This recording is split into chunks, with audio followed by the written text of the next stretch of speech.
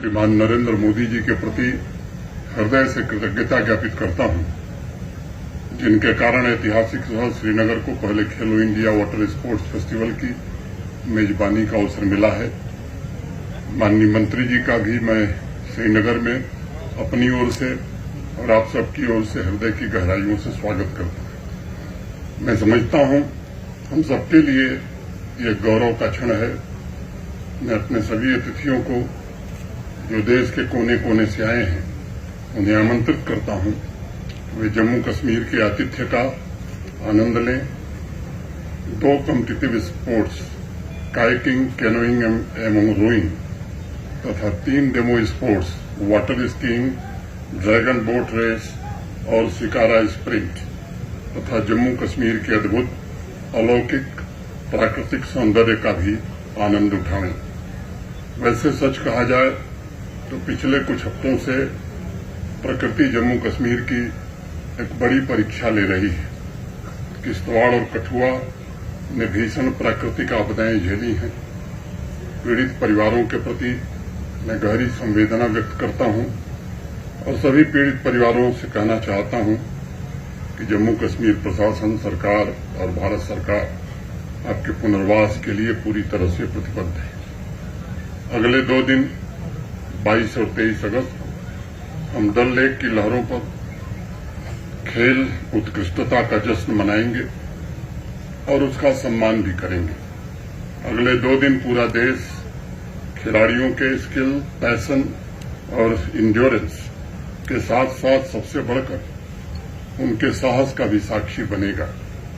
अगले 2 दिन तक चलने वाले कॉम्पिटिटिव खेल देश भर के युवाओं को एक साथ आने, एक ही वातावरण में रहने और एक ही साथ भोजन साझा करने तथा साथ ही खेल उत्कृष्टता के उच्चतर स्तर को प्राप्त करने के लिए एक दूसरे से कम्पीट करने का एक अनूठा अवसर भी प्रदान करेंगे।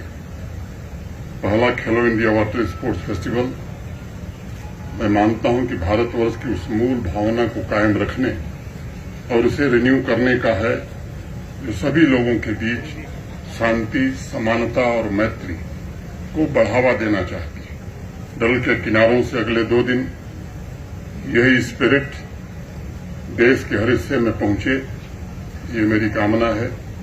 मुझे कहते हुए ये प्रसन्नता हो रही है कि माननीय प्रधानमंत्री जी के नेतृत्व में विभिन्न खेलों को उनका उचित स्थान पिछले 10-11 वर्षों में मिला है। जम्मू कश्मीर उनके प्रयासों का एक जीता जागता उदाहरण है।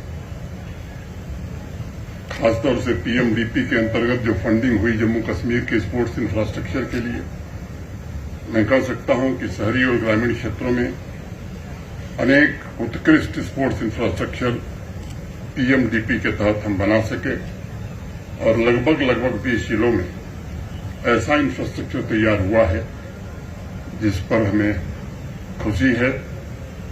इंडोर स्टेडियम हो, गांवों में प्ले फील्ड हो, 100 में से 92 खेलो इंडिया सेंटर बन गए हैं। मैं भी 2-3 दिन पहले पता कर रहा था तो किसी में कोर्ट का स्टे था तो कहीं जमीन का विवाद था।